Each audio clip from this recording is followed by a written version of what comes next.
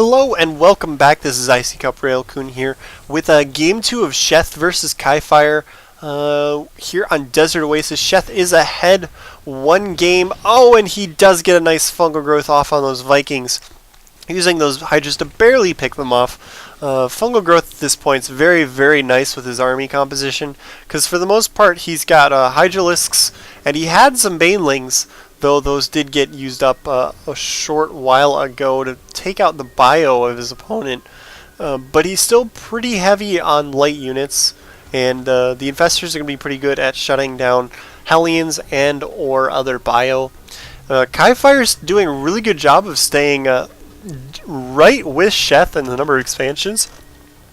It's actually a little bit ahead if this command center at the high yield finishes, but Sheth's been coming in here and denying this repeatedly, which is what it looks like he's about to do again. The hive has finished for Sheth. If we look, he's working on the level 3 melee and ground upgrades. His Ultralisk Cavern has finished. He's going to get those that armor upgrade done, and now these Ultras are going to pop out with 3/3 upgrades, and they're just going to be super powerful and be able to chop through this army of his opponent, which really isn't too big. It's a little bit of bio with 2 Thors and a couple of Hellions. So I gotta say that Sheth is got a pretty decent positioning here. He's got a lot of Hydras here, a couple of with about as many Roaches, maybe half as many, and he's starting to add in a couple of Ultralisks, getting really close to being capped on food. And when he is, he's going to have a really good chance of coming in here and annihilating his opponent, as he is up about 20 food, and these Ultralisks, with their 3/3 upgrades and that additional 2 armor that just finished, are just going to be devastating to his opponent. That full 6 armor on the Ultralisks, doing 21 damage, 52 to armored. It's quite ridiculous how powerful these Ultralisks are at the moment.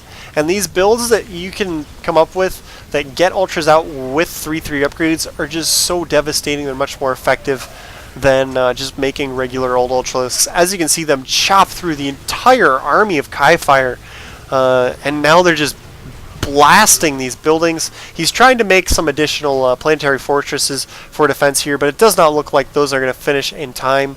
Sheth's going to be able to take out this base and possibly the natural. This is quite a lot of trouble for KiFire, as his natural is just about running out, so this is going to put him at his only mining other base, going to be the islands once this is down. There we go. He cannot quite lift away, so he's down to just his island mining and his natural for a little bit longer, but it does look like Sheth has most likely taken control of this game.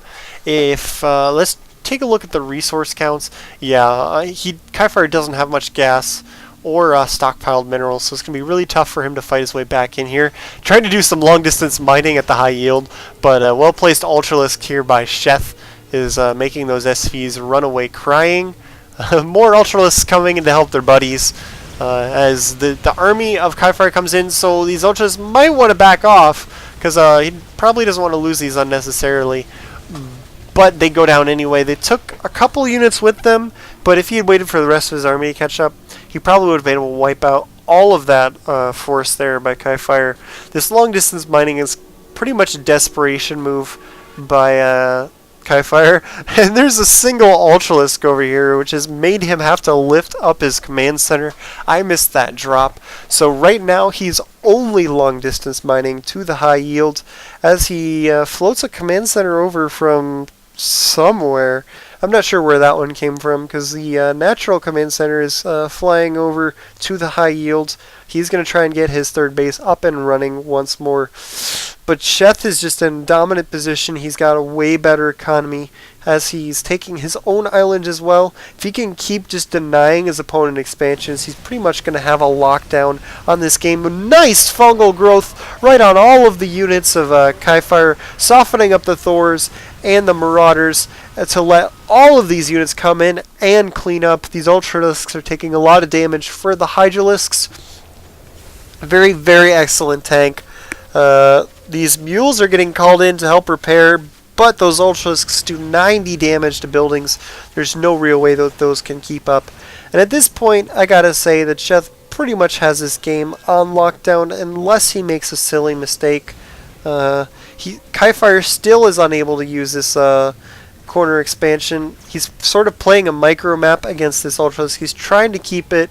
He's trying to kill it with one Viking, but Sheth has started microing as well, so that's not really going to work. You can probably do that against a computer, but against a human, they can kind of figure out what's going on, keep you from being able to do that. This is a sneaky little sensor tower here by KiFire. I'm surprised that Sheth doesn't take this out, as that's giving him quite a bit of vision on the map. You can see that that gives him a lot of vision of the middle of the map. And it would only take him just a second to kill it. There we go, he just noticed it. And that sensor tower is going to have a very short life indeed. Maybe. He right-clicked over here. He did not attack move. There we go. It dies anyway. I'm not entirely sure why he moved his units over there, but the sensor tower does go down. Sheth, if he can take out this expansion one more time, that's pretty much going to be the game. But we are waiting on Sheth. He does not want to get careless with his units and suicide them into a bad position. So he is playing a little bit safe, which is not a bad choice here. It does look like that Viking did manage to finally take out the Ultralisk. I missed how. I apologize. But he's running away from 6 Hydralisks. I'm not entirely sure what that's about. There we go. He does take out those couple of Hydralisks as more are walking into his natural with a couple of roaches. And there's still just some random units of Sheth chilling over here next to his base. I'm really not sure what's going on right now, why he's doing this with his units. Why he's got himself split up so much. If we look at the resources of Sheth, he has 5,000 minerals, and he's pretty limited on his gas, so he's going to load some drones up and fly over to the island to try and get the gas mining there, so he can keep producing units. Sheth, if he just consolidates his forces, he could probably just wipe KiFire out, but he's concentrating on hitting from multiple angles and doing these cute attacks. But coming in with burrowed roaches, maybe going to be able to force this expansion off. Oh, those are infestors. Oh my god, that's a lot of infestors. So that's what he's doing. He's freeing up supply to hatch a ton of infestors and go for massive numbers of infested Terrans. That's kind of insult to injury, as killing your opponent with infestors is kind of BM. Not really, but it's really funny to watch. As, excuse me. Those infestors do come in and take out that expansion. Now his opponent is on 0 economy, but he did rebuild another command center somehow. He's going to try and fly this down to the high yield one more time, it looks like. Try and stay in this game a little bit longer.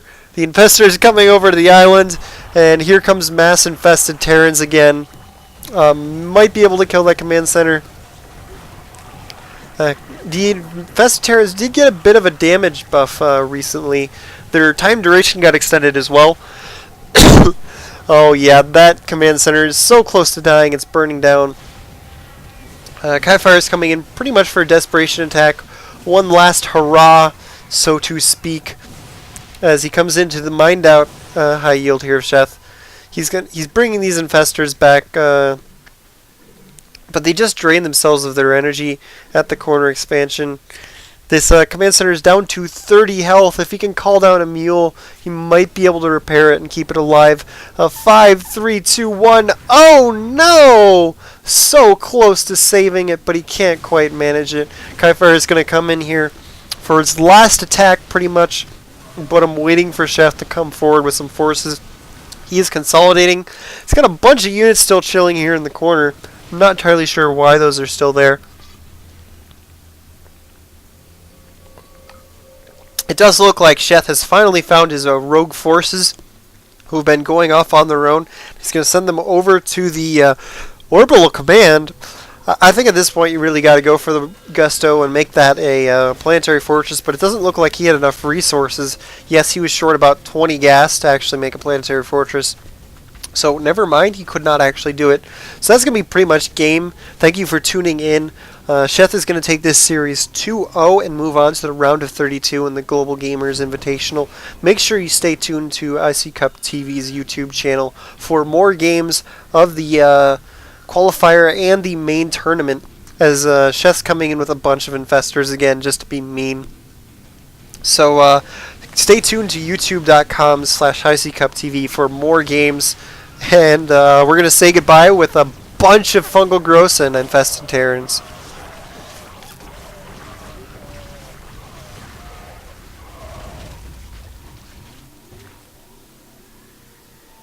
Thanks for tuning in, guys.